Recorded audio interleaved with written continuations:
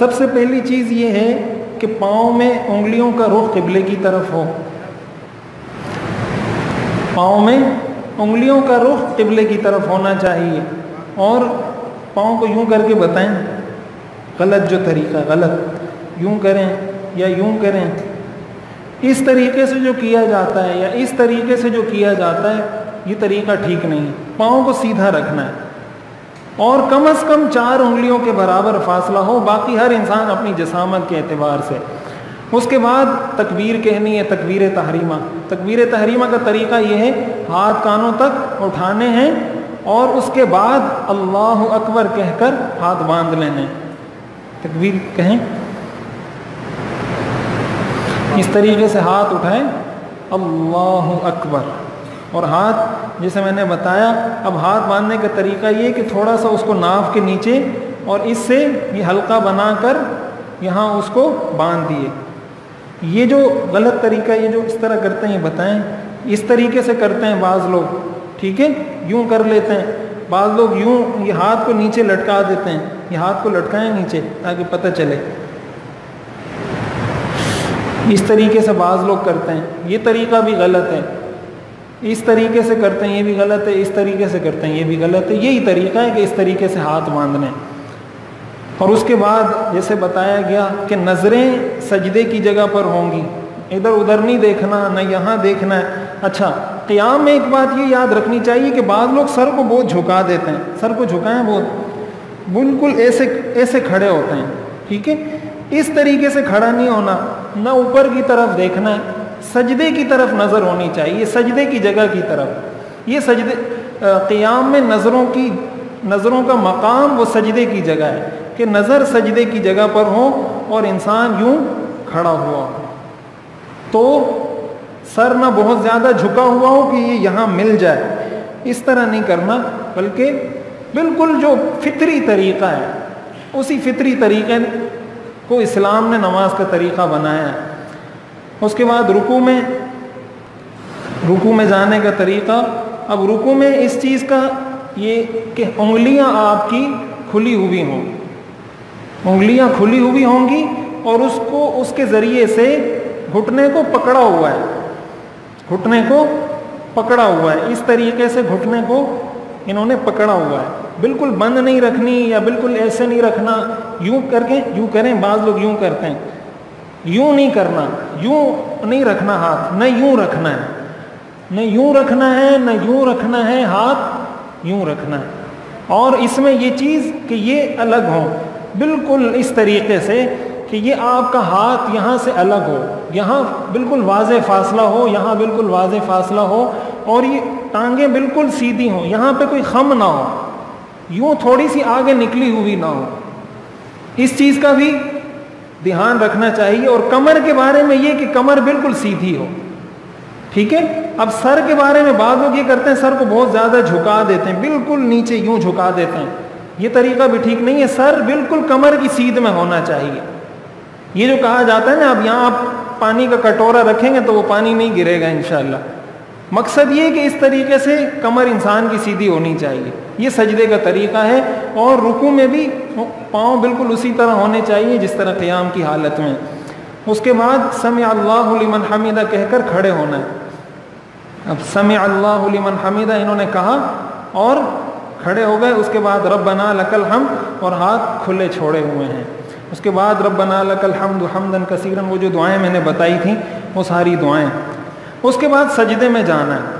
سجدے میں جانے کا طریقہ یہ ہے کہ جھکنا نہیں ہے، پہلے سے ہاتھ پہلے نہیں رکھنے، ہاتھ پہلے زمین پر نہیں رکھنے، بلکہ پہلے گھٹنے رکھنے ہیں، اس کے بعد ہاتھ رکھنے ہیں، اس کے بعد سر رکھنا ہے. یہ نماز میں سجدہ کرنے کا طریقہ ہے. اور کمر کو پہلے نہیں جھکانا. جب یہاں پہنچ جائیں، یہاں اب کمر کو جھکانا ہے، پہلے نہیں جھکانا. اب آپ کریں، سجدے میں جائیں. ٹھیک ہے. تو جو انگلیاں ہیں، انگلیاں 10 کی 10 قبلہ رخ ہونی چاہیے.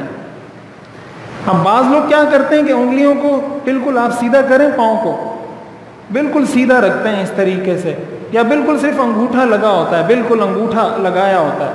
تو صرف انگوٹھا لگانا یا انگلیوں کو کھڑا رکھنا یہ خلاف سنت ہے. سنت طریقہ یہ ہے کہ انگلیوں کا رخ بالکل جیسے انہوں نے کیا ہوا ہے، ساری انگلیاں قبلہ رخ ہوں.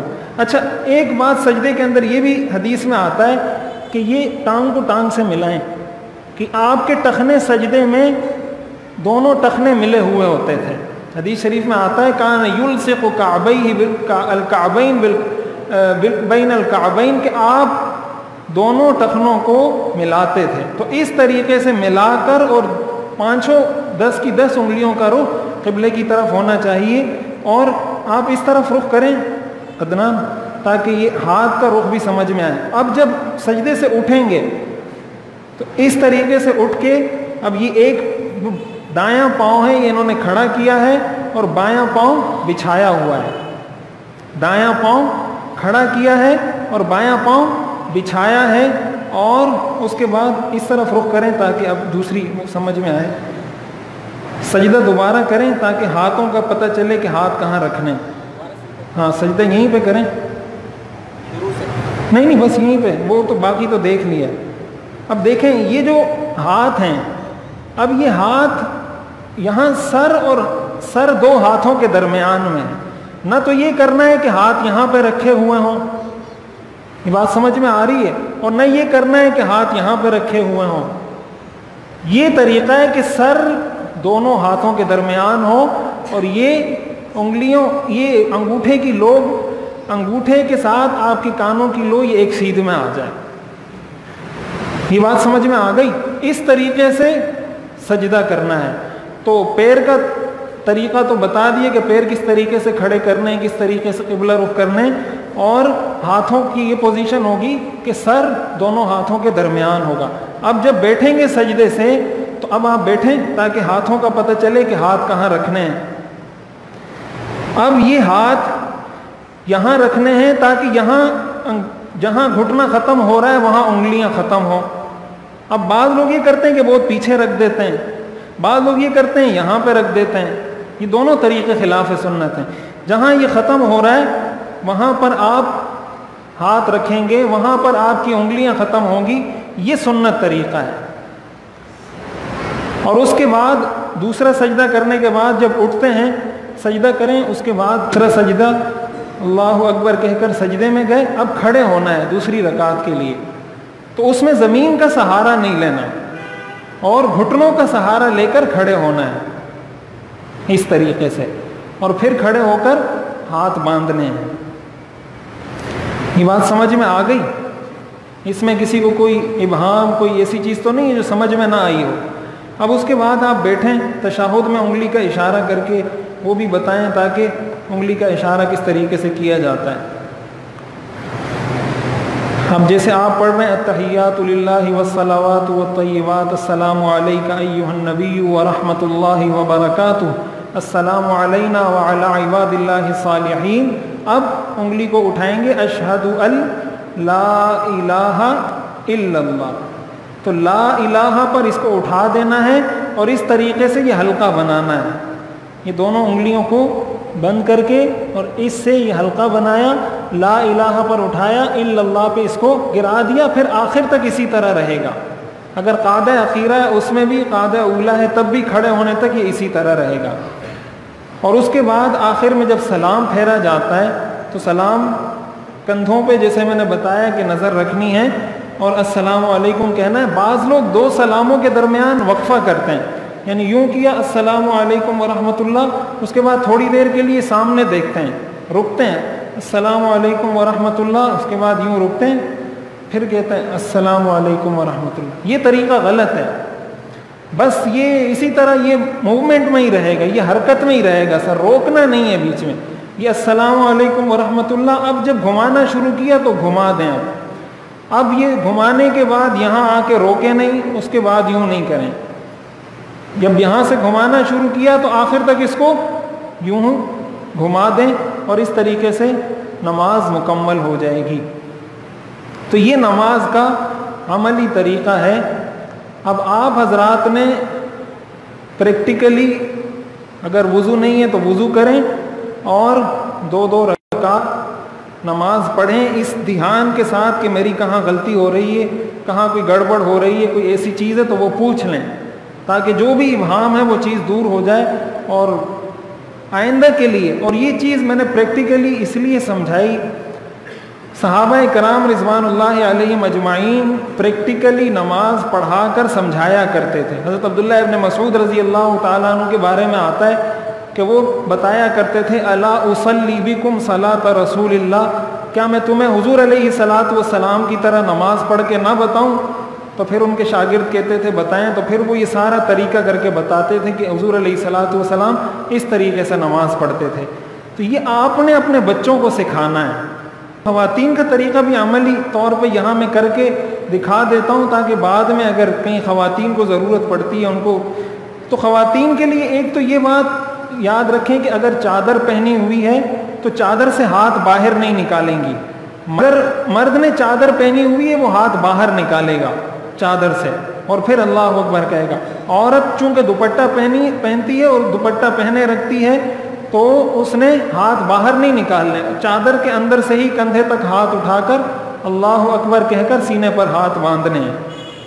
ٹھیک ہے، آپ کریں، کندھے تک ہاتھ اٹھائیں اور پھر سینے پر یہاں ہاتھ باندھیں گی، اس طریقے سے سینے کے اوپر ہاتھ باندھیں گی، ہتھیلی کے اوپر ہتھیلی آ جائے گی، اور اپنی ثنا باقی جس طریقے سے پڑھا جاتا ہے۔ دوسرا فرق ان کا رکوع میں ہوتا ہے۔ رکوع میں فرق یہ ہوتا ہے کہ مرد تو بالکل کمر سیدھی کرتا ہے اور یہ گھٹنے یہ بالکل سیدھے ہوتے ہیں، عورت کمر بالکل سیدھی نہیں کرے گی، بلکہ اتنا جھکے کہ ہاتھ یہاں پہنچ جائیں، بس اتنا جھکنا ہے کہ ہاتھ یہاں تک پہنچ جائیں، اس نے کمر سیدھی نہیں کرنی، اس طریقے سے اس نے جھکنا ہے۔ یہ کر کے بتائیں۔ اور دوسرا کام یہ کرنا ہے کہ تھوڑے سے گھٹنوں میں خم ہو، آگے کی طرف نکلا ہوا ہو، تھوڑا سا اس کو آگے نکالیں، ہاں اس طریقے سے بالکل یہاں پہنچ کے اس کو تھوڑا سا خم دیں گے گھٹنوں میں، تاکہ گھٹنے تھوڑے سے آگے نکل جائیں۔ اور سجدے میں بھی ایک فرق ہے، سجدے میں جائیں، یہ دونوں پاؤں دائیں طرف نکالے، دائیں طرف دونوں پاؤں نکال دیے، اور اس کے بعد وہ سجدہ کریں گی۔